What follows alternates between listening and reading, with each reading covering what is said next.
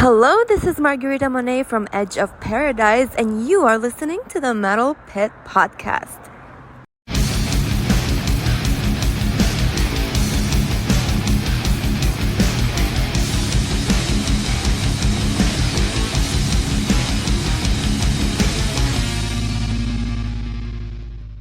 Welcome to the Metal Pit Podcast, where we delve deep into the albums and bands that shape metal. Please visit our website, The Metal Pit, which is www.themetalpit.org, where we have, album reviews, interviews, live show reviews, and of course, all the podcasts are in there somewhere too.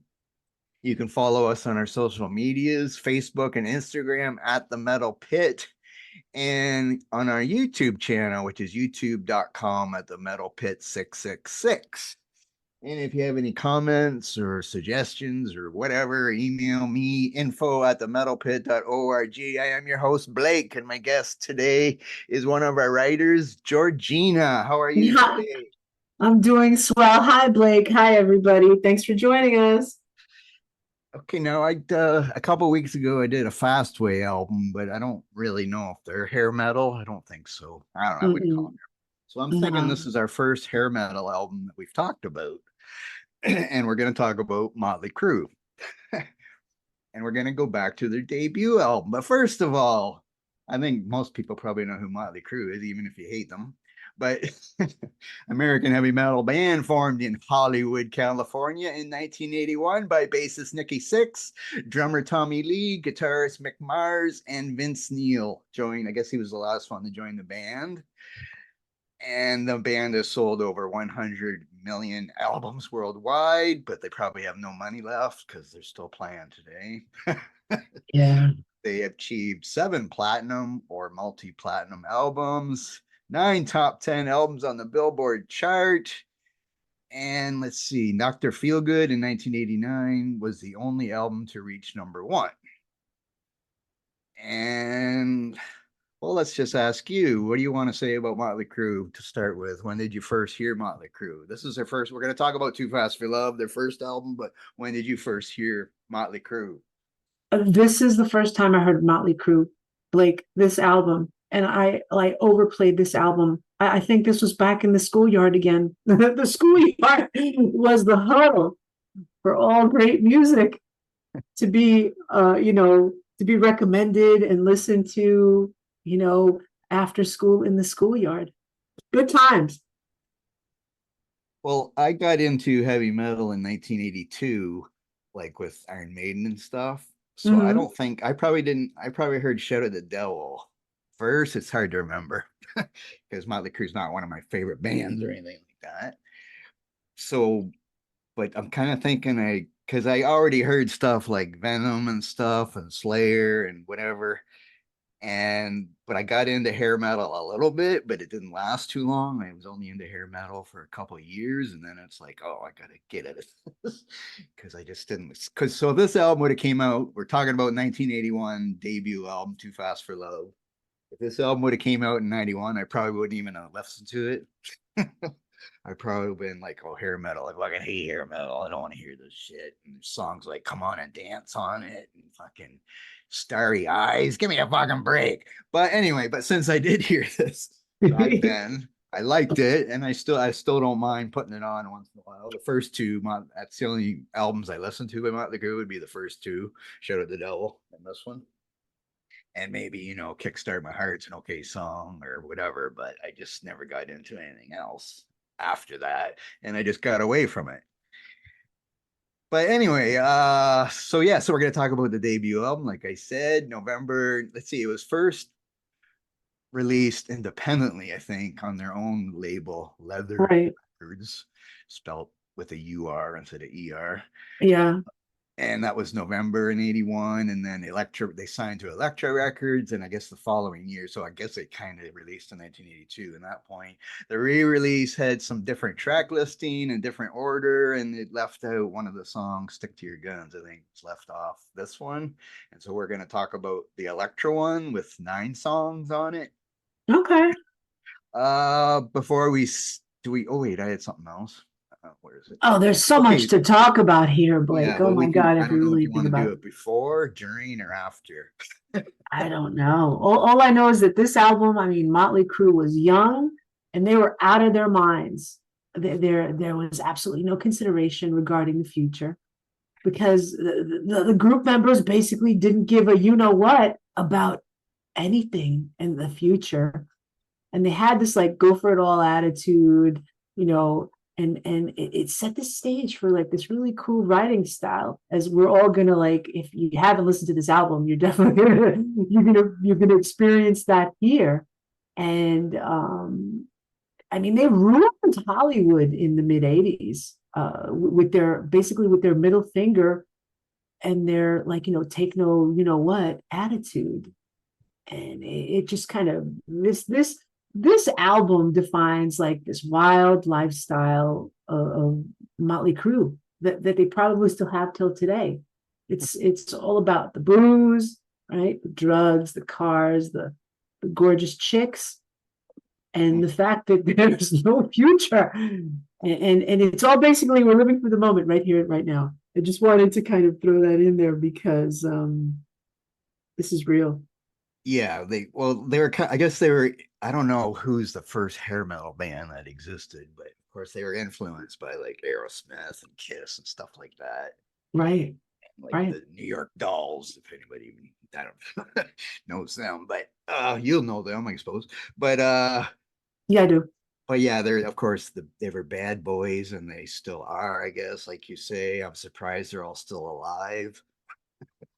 Yeah. Now I have a question for you. Do you happen to know who is that on the front cover? Like I explicitly remember this cover. This cover was just like I had to kind of turn my head a couple of times when I No, saw I it. didn't. I didn't see that. No, Who, who, who is it? Maybe I did see it. Who is it? I don't remember. it was Vince Neil stated in his Tattoo and Tequila book that it was his junk on the Too Fast for Love cover. He was the star. Yes. Well, shouldn't it have been Tommy Lee's Yeah, junk? that's a hey, God only knows. That's what I know you would have noticed that one, but Oh, but it was him. oh, I do know the cover was kind of from a Rolling Stones. It kind of looks the same as a Rolling Yes, Stones cover. Sticky Fingers, I think it was. I yes, read, but yes. yeah, that's old news. But anyway, but yeah, I Mm. didn't really know whose junk it was on the front or whatever. There's so many cute little factoids. I'm like debating. I was like, should I tell them now or tell them later? I don't know. And I know that the band is still currently going. They have a new song, so I'm assuming I don't know if there's a new album coming or if it's just a couple of songs so they can go on another farewell tour, a la Kiss. Right, right, right. Because I thought they already did a farewell tour, but I think they're doing another one. And it's all the same members except for Mick Mars isn't in the band anymore. Now it's John Five on guitar, as long as he's still with them, but I believe he is. And I don't know. For me, always the best band member of Motley Crue has always been the guitarist, even though I know Tommy Lee's good drummer, but I don't know. Nikki Sixx plays bass, but I don't think anybody's ever influenced by his bass playing. By the way, you know what? Speaking of Nikki Sixx, do you know what Nikki Sixx's real name is? Oh, I heard that once, but I don't remember. No. It's Frank Carlton Serafino Ferrana Jr. Sounds like a New York mobster, except he's from Yeah, no doubt about it. and see, and we can also bring up the fact that there was some big controversy with Tommy Lee. Oh, you're kidding? Controversy with this band? Oh Well, my okay, I God, guess there's no, probably you don't lots of say. Oh, controversy here. plenty. This could be a 2-hour podcast, easy. But since I want to talk about a Canadian, I'm going to bring in Pamela Anderson, used to date Tommy Lee. And of course, they had the big sex tape scandal, which she didn't like. I watched a documentary on Pamela Anderson, Pamela Lee, whatever, Pamela Anderson. And they had that part about how this tape got out and she was mortified and hated everything and whatever. Mm-hmm. How many times have you watched the sex tape? Once. How about you, Once. Blake? Once. How about you, Blake? And I I chopped through bits and pieces of it. I was like, Oh, okay, I got every both. other day. No, I'm just kidding. It's okay. I don't even know like how long was the sex tape. I mean, I've seen parts of it, but I don't know if I ever really seen the whole thing or if it was because I know there was stuff on a boat, right, or something. Right. I mean, And they were young and they were really in love though. I never thought that those two would break up. They were like inseparable and they were like really the hottest couple going and they were so cute together. I was actually upset when when they got a divorce. I never thought that that would happen, but they did. oh, And I believe they filed for, I think Pam filed for against Tommy the second time. I think she did it twice, and it was irreconcilable differences. Just hours after he was charged with spousal and quote unquote child abuse. But they've got those two beautiful kids. But they were such a cute couple. They were so cute. She still looks great. okay, yeah. Mm. Okay, so let's get to the songs, and then if anything else comes up, we can bring it up.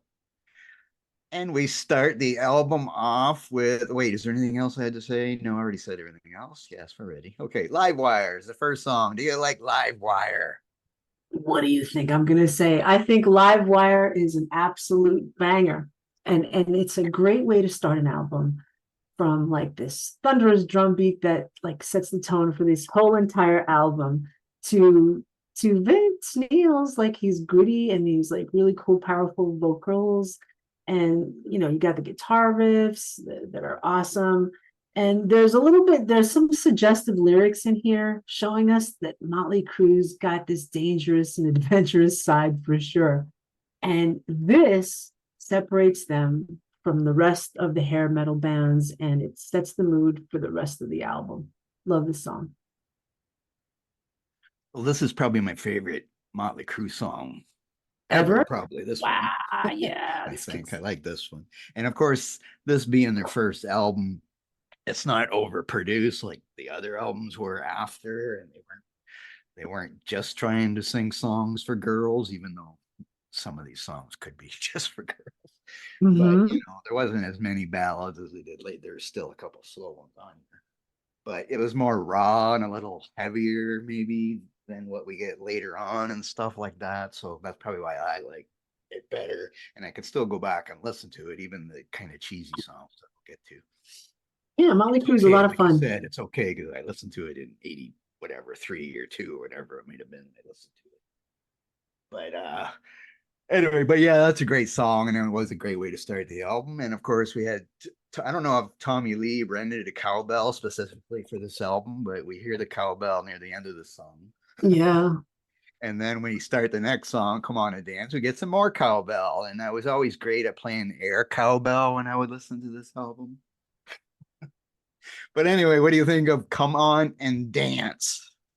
Come On and Dance has got this incredible groove and it's got this really cool, like bluesy kind of sound that blends really well with just the great a good amount of like distortion in there. And I hate to say it, I mean, I've heard a ton of people say that it's their weakest tune on this album, but personally speaking, I beg to differ. I dig it. Yeah, I like the song too. And I obviously read some of the same things you read because I saw that too. Did you? But yeah, I don't mind. Come on. I mean it's kind the lyrics or the song title is kind of lame for a metal It guy is. now. Come It on is. and It dance. is. Yeah. But but yeah, I don't mind the song and but I don't have I guess I erased everything I had here for the song. All I know is I had cowbell, more cowbell, lots of cowbell. All right. So Tommy Lee is good at the cowbell. I know I we didn't talk about you have never seen them live, did you say, right? No, but I Okay. mean, I've seen them a ton of times on like MTV Yeah. and on YouTube, And I and know they had elaborate thing, especially with Tommy Lee's drum definitely his drum upside set. Yeah, down and all this crap and stuff. yeah. So I don't know if he was really a great drummer or if he was just a great showman or He what. I actually don't know. sings. He actually sings really well. He's actually a really talented musician. Like I've listened to his when he left Motley Crue. Like he's got some. He can really sing. When he did Methods of Mayhem, he can Hmm. really sing. He's a Yeah, I don't talented know if I guy. ever listened to that too much. Yeah, I didn't think you would Myself, listen but to that. because like yeah, once yeah, like because show I mentioned I kind of meant did I mention I don't know, but Show to the Devil like it had the pentagram on it, and so I was into stuff like Venom and Slayer, so I thought oh this might be good, and then it wasn't bad. Like Show to the Devil, I liked that album, and then I probably went back and listened to this album, and this album the lyric there's no well I mean they weren't saying about Satan anyway really it was just Yeah, no, they're they were yeah, they're catching on to the other stuff, thinking, "Oh, let's put some Satan stuff on our album; it'll help it sell." But I know better they didn't want change to our talk image. because I remember there was controversy about it, and Vince Neil says it says "shout at the devil, not shout with the devil." Oh, right. So he didn't want to be called Satanist or whatever for whatever reason. What the difference is back then, but they were obviously using Shout at the Devil as a thing and using a pentagram on the album cover for Shout at the Devil. Obviously, they're trying to cash in on the devil stuff too. They deny it, but I'm sure they did. Okay, then we go, where are we? Public Enemy number one. And this song, I guess, is about guys raising hell like Motley Crue. What do you think of Public Enemy number one? Yeah, that's you know what? You hit the nail right on the head. And that's exactly what it is. It's about a bunch of guys, you know, having fun, raising hell, like you said. And this is basically an anthem for these guys. You know what I mean? It was just seamless and it after Come On and Dance. This is one of my favorite songs too. Love it. And we get more cowbell in this song. Yup. Yup.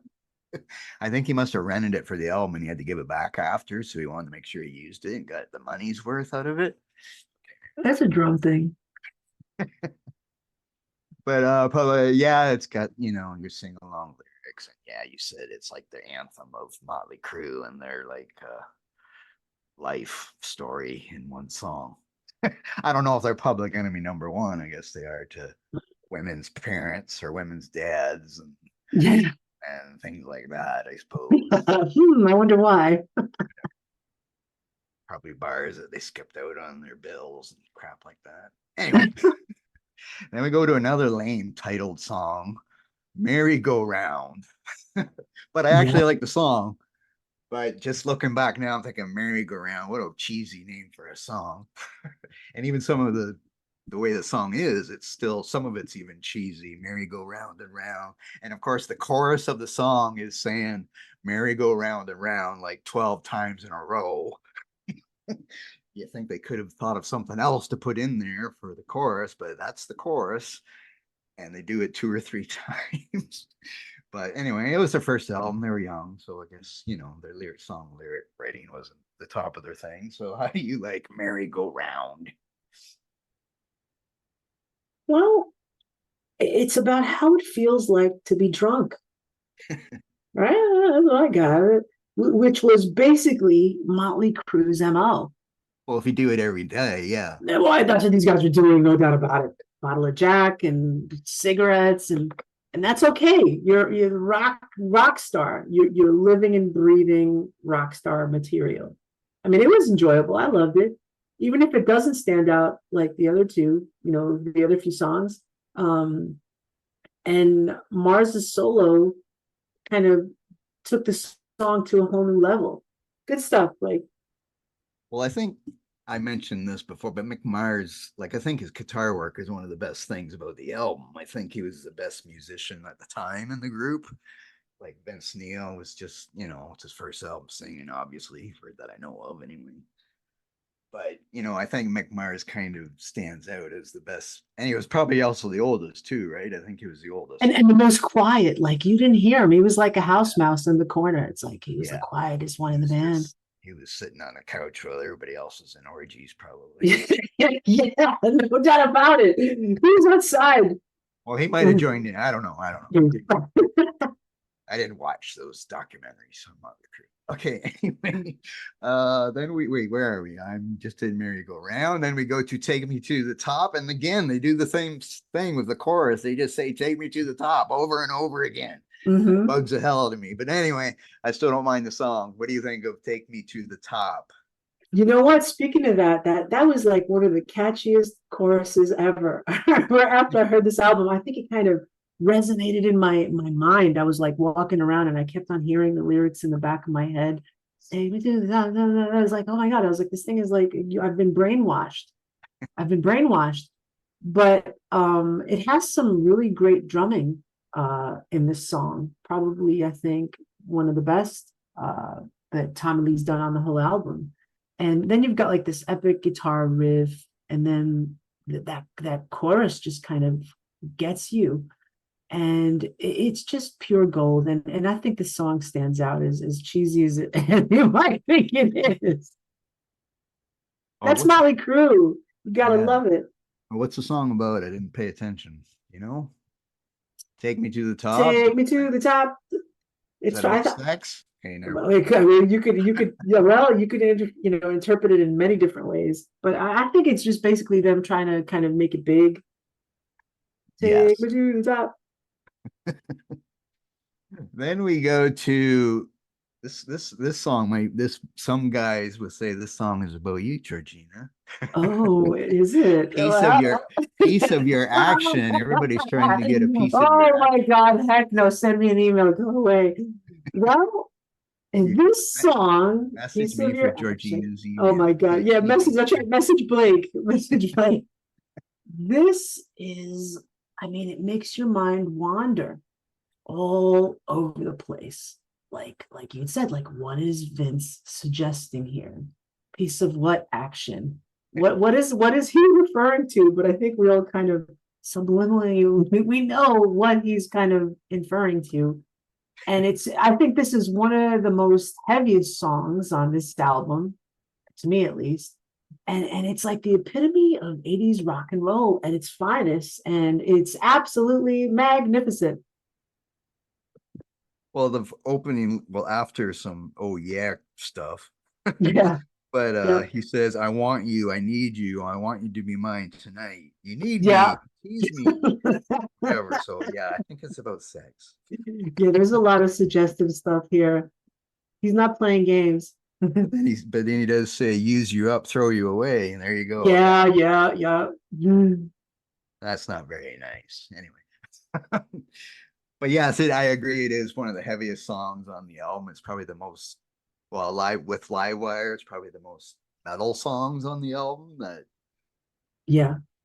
like because hair metal didn't. I don't think hair metal was even called hair metal yet when this album came out. I don't know, and like we're gonna get to our kind of our top 10 hair metal albums, but we have a whole lot to talk about there too because it's really hard to say who's hair metal and who isn't. Yeah, it was hard. I'll admit. I threw somebody in there. I'm not going to mention his name now, but you'll be like, is he really considered hair metal? I don't think so, but maybe. Yeah, I know. So we'll debate that. But anyway, sorry, let's get back to this. Okay, now another lame song. I'm sorry, I dislike song titles by Motley Crue back in these days, or probably every album, probably. But this song is called "Starry Eyes," and I guess this is a love song, or Yes. for me, it maybe is. So it's the love song of the album. Somebody says I kind of think it's the lamest song on the album itself.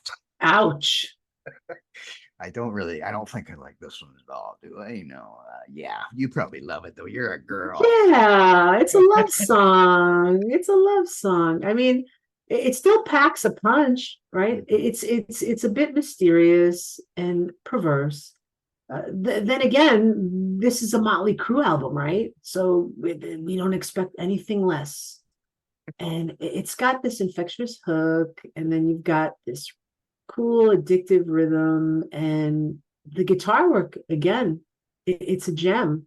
And then you like throw in some ooze from Vince, and what do you got?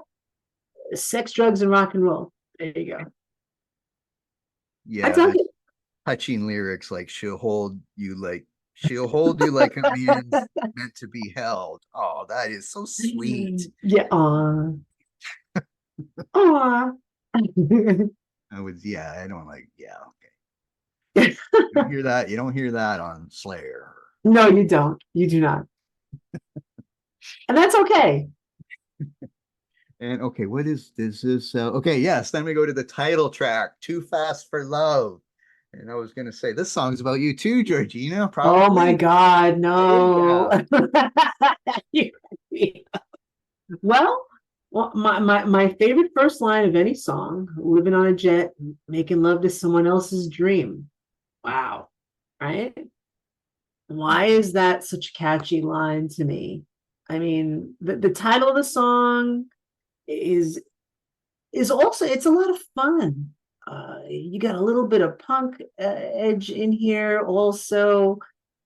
Vince is screaming, and then we all scream with him. And you know what? The end result is you got to love Motley Crue.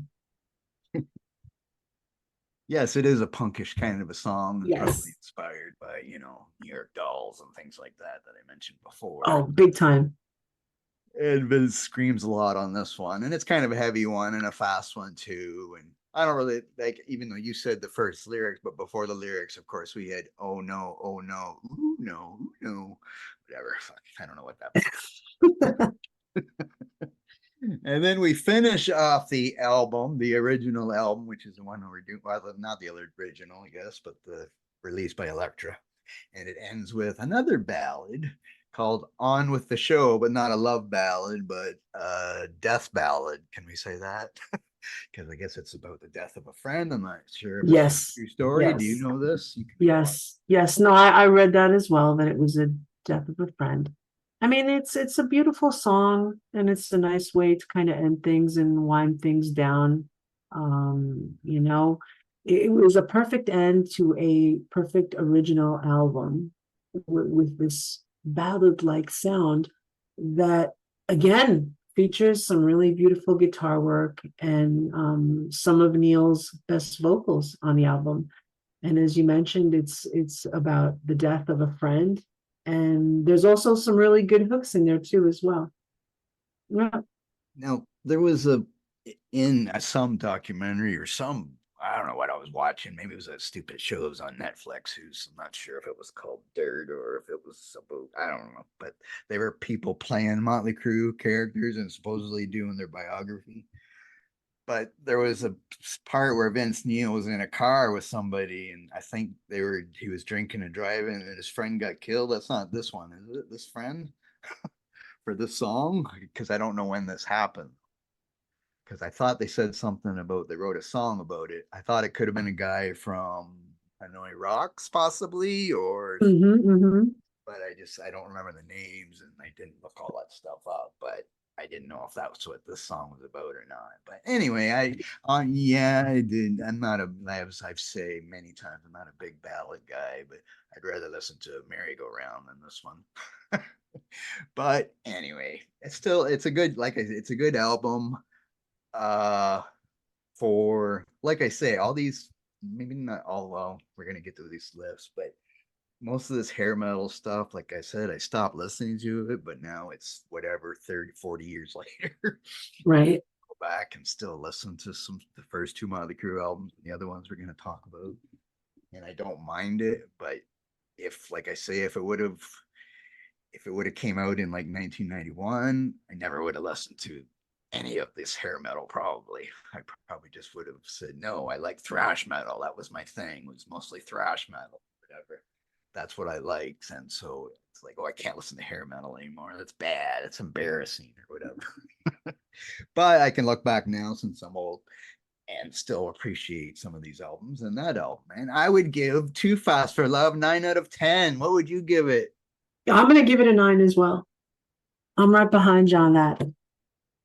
Okay, and neither one of us has seen them live. We said Mm-hmm. I don't think I ever had any interest in seeing them live because when I did listen to them, first two albums, I didn't start going to concerts till '84, so it was probably I do remember seeing which we're going to talk about some other like I saw David Lee Roth and Cinderella, Poison or whatever, but I would say that's probably the only two. Well, I saw Skid Row once open for Aerosmith and Metallica thing. I think Warrant was on that too, another hair metal band. But mostly those are probably the only hair metal concerts I ever attended. But anyway, so we're gonna do our top 10 hair metal albums. And now, like I mentioned briefly, it's hard. Like I looked at 2 pages. I think Loudwire had a list of top 30 hair metal albums and Ultimate Classic Rock website, I think it was. And I Right. told you, well, we'll kind of go by this list, even though I don't agree with some of the groups on the list. Right. But I'm still using some of the ones that they said, but some of them I omitted, like Wasp. Like they had Wasp on the list. I don't consider Wasp hair metal at all. I don't really, I don't know what the hell is hair metal. I don't, but I don't know. Like they had one White Snake album on one of the lists. Right. I don't have them on my list. But I did include some David Lee Roth. I don't know if I would even consider him hair metal. But like, because Van Halen, they weren't hair metal, were they? I don't think so. But whatever. But anyway, who wants to go first? I'll go first, I guess. Yeah, you go first. So again, I mean, we were using a couple because there's no Canadian. The 2 lists that we saw, there was 2 top 30 lists. There was no Canadian bands listed, and I didn't put any down just because I wanted to go by these 2 things. So because I didn't want to get into a big debate. So if there's any debate whether these groups aren't hair metal, it's their fault. Loudwire and Classic Rock website. It's not my fault because I would add Helix in here from Canada, even though I kind of don't really like call them hair metal, but they would have fit in with it. Kick Axe is another Canadian group. Headpins is another Canadian group that were heavier than most of these groups, but it's just that they were in Canada and they were before hair metal, so they weren't called hair metal. But anyway, so I don't have any Canadian. I think all these bands are American because that's what hair metal was, right? Back then. So number 10, I got Def Leppard's Pyromania, which I liked at the time. I don't listen to it very much now, but I know I used to like it when that was out. Number 9, I have this album, Too Fast for Love, Motley Crue. Number 8, I have Twisted Sister with Stay Hungry. Now, this is another band. I wouldn't really call Twisted Sister hair metal either. Would you call them hair metal? I don't know. They seemed a little raunchier than hair metal. Yeah. Like they weren't like Poison or Warrant or Skid Row. I don't know. But I have 2 Twisted Sister albums on my list. So just because they appeared in those other lists. So I got Stay Hungry at number 8. Number 6 and 7, I have Cinderella. I have Long Cold Winter is number 7. And that's a good one. Night Songs number 6. They're probably, if I had to say who's my favorite hair metal band, it probably would be Cinderella. But again, it would only be those first 2 albums. I didn't really listen to much after that. Even Long Cold Winter is kind of heavier bluesy than hair metal, but I know Night Songs was definitely hair metal. And I guess I can embarrass myself. I might have said this in one other episode, but I went to see Cinderella open for David Lee Roth, and I think I was inspired by Cinderella, so I went out and bought a spandex outfit. And I had spandex pants and a spandex shirt, and I had a big red plastic leather belt. And I think I had some black shoes things, whatever. And everybody was staring at me and whatever. Not that I was the only one wearing it, but that was the only time I ever wore that outfit. I still have the outfit somewhere. But yeah, so there was my embarrassing moment of going to a concert dressed like a spandex person into hair metal. Okay, and number 5, I have Rat Out of the Cellar. You still there? Yeah, I'm here. I just didn't hear you. I wasn't sure there. Okay, Rat Out of the Cellar. Number 4, I have Extreme with, I guess it was Extreme 2 Pornography. Dang. I like that album. I like guitar, Nuno Betancourt, sorry. Yeah, he's a great on that one. Yeah. And so yeah, I like that one. Number 3, I got Motley Crue Show of the Devil. Number 2, I got David Lee Roth, Eat 'Em and Smile, mostly, because I like David Lee Roth and I like Steve Vai was on the guitar, of course, and he was amazing. And so I went and saw David Lee Roth twice, once with Cinderella, like I said, and once with Poison. Awesome. And my number 1 hair metal album, even though again I don't consider them hair metal, is Twisted Sister with their album Under the Blade, which might be their first one or second one, I forget. But I'm saying that's my favorite. I don't know. All these 10, I could probably arrange them differently, like Cinderella, whatever. But since I'm not, big hair metal person, I only listened to it for a few years. But anyway, I still don't mind listening to Twisted Sister. But again, I don't hair metal, but I guess they are. And some of those other groups, maybe I'll wait to see what you say. But like, Wasp, I don't think they're hair metal, like I No, said. I didn't put them on my list. I didn't put Like Wasp on my list. they seem a little more heavier than Quiet Riot. I didn't really even think that they were hair metal. Dawkins could have been on my list and stuff like that. And I guess Kiss could be on somebody's list, maybe yours. We'll see. Let's hear your list. Okay. Number 10, here we go, is Slaughter. Stick It To You from 1990, I believe, 1990. 9 is Warrant. Cherry Pie, I went there. I went there. 1990, I went there. Number 8, I chose Guns N' Roses, Appetite for Destruction. Now they're like, is that a hair band? And I was like, I don't know. I was like, maybe, but I chose them as number 8. Number 7 is Cinderella. Just like you, I chose Cinderella, Long Cold Winter, 1988. Number 6, I am a huge Van Halen fan, and I love all of David Lee Roth's solo stuff. I love the pieces. 6 is David Lee Roth, Eat 'Em and Smile. I think I wore this CD out to bits. Number 5 is Def Leppard, Pyromania. That came out in 1983. 4 is Cinderella. I knew you would be happy about that. Night Songs. Number 3, I chose Skid Row, 1989. Number 2 is this album, Too Fast for Love. And as we know, it's like 1981. And number 1, I kept it in the MC world. I put Shout at the Devil as number 1. Because when I did hear it, I was like, you know what? I was like, definitely. I was like, Motley Crue is where it's at. These guys are the front runners for me. Yes. Mm-hmm. Well, what was I going to say there? By the way, do you remember when I interviewed Tommy Lee's sister like a mazillion years ago, Athena? She was so nice. Tommy's sister was so nice. Oh. So nice. And she got interviewed for the Pit. This was, God, how many years ago now, Blake? 15? Oh, really? Jeez. 16, 17, 18 years ago? You've been around that long, my friend. Yes. We don't have much, I don't like Motley Crue is still around, Skid Row is still around. I know our fellow writer Kay likes hair metal. And I want to get her on a podcast sometime, but she's just busy too. Right.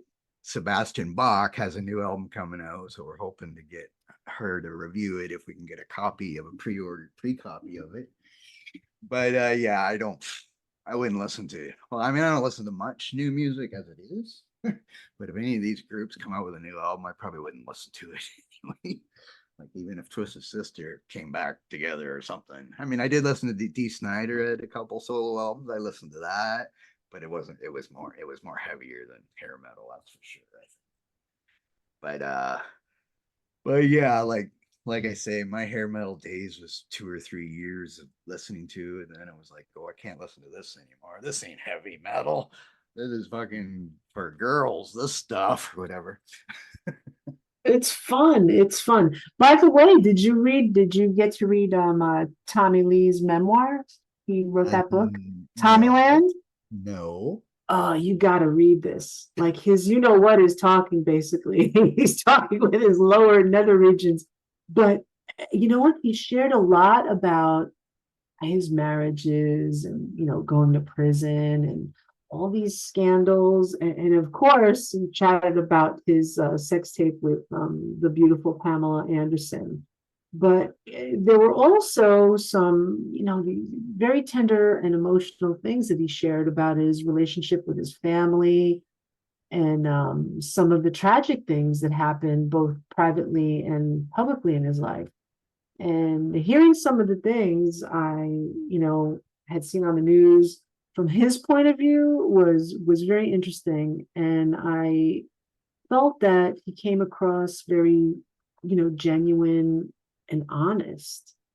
So if anyone hasn't read Tommyland, go. I mean, I definitely read it. And if you need like a good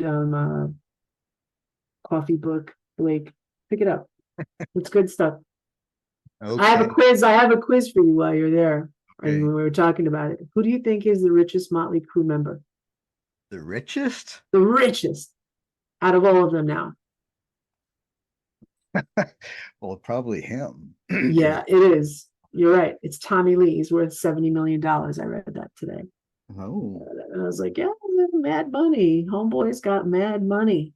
Well, you should maybe give him a call, maybe. He's married. Oh, Or is he married? He's gorgeous. Married? Yeah, he's married. He got married again. He got married to some comedian girl. I forgot her name. But he seems very happy. Oh, he seems very happy. Yeah, he seems very happy. Oh, I have the Pamela Anderson book, but I haven't read it. But I plan on reading it, but I've had it like 2 years now, I think, and I still haven't opened it. But I did watch a documentary, like I mentioned, on Pamela. Right. So there was some Motley Crue stuff and some Bret Michaels stuff or whatever, and of course, and didn't she make a sex tape with Bret Michaels too? I'm not sure, but probably. I think that's how they get their name out. I think it's the trend. Something got out there, but yeah, maybe. So we're recommending you people listen to this album, Too Fast for Love, maybe Shout at the Devil, and you can listen to the other crappy ones if you want to. Or you can go get Tommy Lee's book, or you can there's a lot of stuff. Or you can go get Pamela Anderson's book, or you can look up their sex tape. Whatever you want to do. There's a lot going on here with this band, no doubt about it. I mean, there's some like really interesting stories. Like if you go on, online, there are some like crazy radical moments that these guys have kind of partaken on, while they were touring and while they were recording. Speaking of the sex tape again, but wasn't that like the first celebrity sex tape? Probably. It probably was, and I think Kardashian followed, and maybe some other, over the years. And everybody was doing it to get famous. Right? Yeah. Yeah. So now nobody does it or people might do it, but it's like, who cares? Everybody does it. Now they just have fans pages. Exactly. But anyway, okay, we better stop talking about sex tape. We're talking about heavy metal. So anyway, but this is it's kind of hard not to, because this is it's such a big. Yeah, I don't even know when did that even happen. I don't wait, like that was probably in like the Dr. Feelgood area. Yeah, that time. Yeah, I mean, there's a really great song that kind of there's a great little story that's kind of connected to this album, to the Too Fast for Love album, and I read this where basically this is one interesting story where the members had sex for studio time, and Tommy Lee slept with a studio engineer to get some free time to record the band's first songs. And after Crue ran out of money mid-session while recording like this 3-song demo, rather than cough up more money or come back at another time, Tommy hooked up with the female engineer recording the band, and later they'd record the Too Fast for Love album like completely drunk in just 3 days. I read that. I was like, oh my God. Yep. And there's more. I mean, when you're young and crazy, life goes on, and this album rules. I mean, knock it back, really. There's a ton of more stories that are online that anyone can kind of query. If you type in like crazy Motley Crue moments, like a slew of things will pop up for entertainment, and these are real stories. Should I tell you another one? There's something. You have time for one more.